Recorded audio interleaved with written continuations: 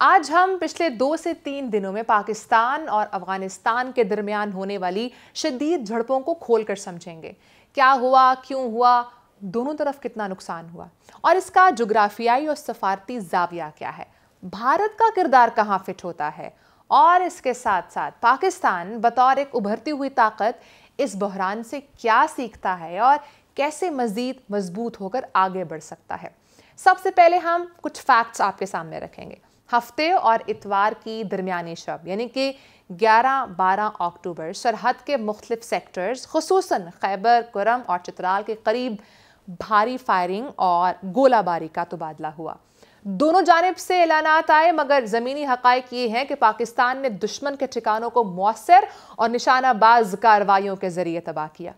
पाकिस्तान की तरफ से 23 फौजियों की शहादत की तस्दीक हुई, जबकि जवाबी कार्रवाई में तालिबान और उससे मुंसलिक ग्रुप्स के 200 से ज़ायद फौजी हलाक हुए।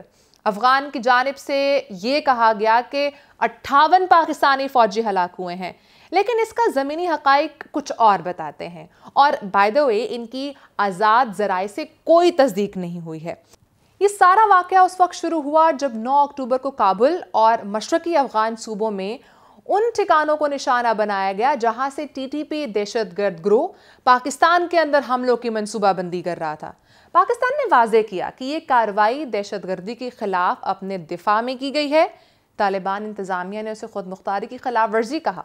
हालांकि हकीकत यह है कि अफगानिस्तान अपनी सरजमीन से पाकिस्तान के खिलाफ सरगर्म दहशतगर्द ग्रुपों को रोकने में मुकम्मल नाकाम रहा है। पाकिस्तान ने सिर्फ अपने शहरियों के तहफ़्फ़ुज़ के लिए कार्रवाई की और ये किसी पर हमला नहीं बल्कि कौमी दिफा का तकाजा था। इस तसादुम के पीछे 3 बड़ी वजूहात हैं। पहली, इंतदादे दहशतगर्दी। पाकिस्तान बरसों से कह रहा है कि अफगान सरजमीन से टीटीपी के हमले हो रहे हैं, मगर तालिबान हुकूमत के पास या तो इरादा नहीं या कंट्रोल नहीं कि वो इसको रोक सकें।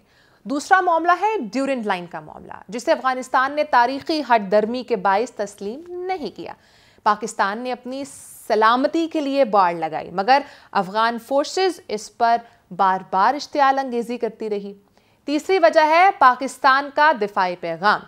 पाकिस्तान ने वाज़े कर दिया है कि अब वो अपने दुश्मनों का पीछा सिर्फ सरहद के उस पार नहीं बल्कि जहां से खतरा जन्म लेता है वहां तक करेगा। ये नई हिकमत अमली पाकिस्तान के आज़म और सलाहियत का सबूत है। इस दौरान पाकिस्तान को जानी नुकसान जरूर पहुंचा है मगर दुश्मन को कहीं ज्यादा नुकसान उठाना पड़ा है।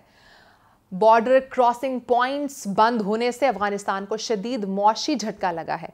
खुराक, तेल और बुनियादी अशिया की तरसील रुक गई है। मकामी ज़राए बताते हैं कि अफगान इलाकों में तिजारती सरगर्मियां ठप हैं और लोग हुकूमत की कमज़ोरी पर सवाल उठा रहे हैं।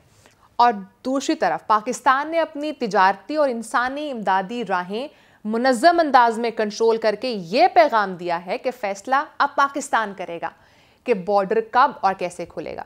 ये झड़पें दरअसल इलाकाई ताकतों की गेम का हिस्सा भी हैं।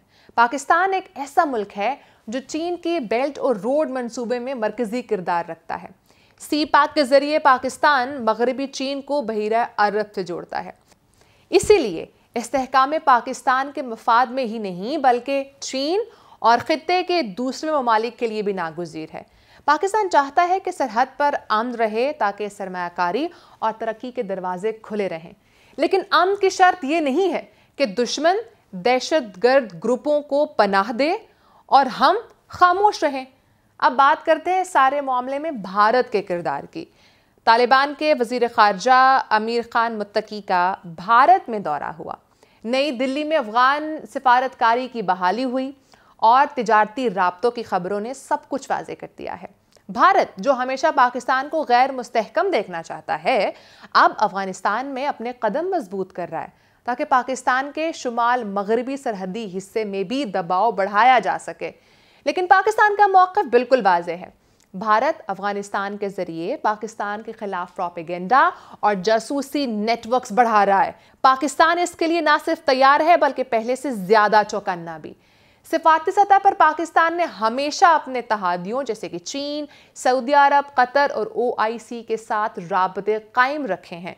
मगर अब पाकिस्तान ये जानता है कि अफगानिस्तान के मामले में बातचीत से ज़्यादा अमल की ज़रूरत है, क्योंकि तालिबान हुकूमत ने वादे तो बहुत सारे किए मगर कभी पूरे नहीं किए। पाकिस्तान ने हर मुमकिन ताउन दिखाया, लेकिन अब वक्त आ गया है कि रद्द-ए-अमल नहीं, पेश कदमी दिखाई जाए।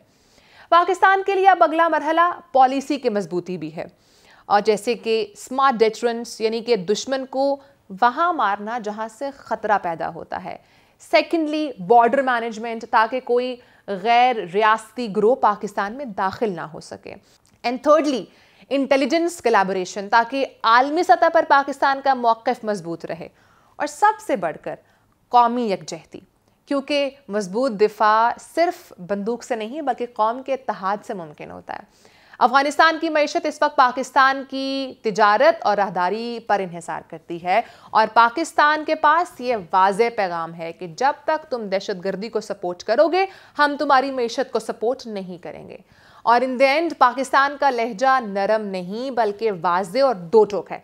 पाकिस्तान ने बरसों मुज़ाकरात किए, सालसी और अमन की बातें की, कभी दोहा, कभी बीजिंग, कभी काबुल, लेकिन हर बार वादे तोड़े गए।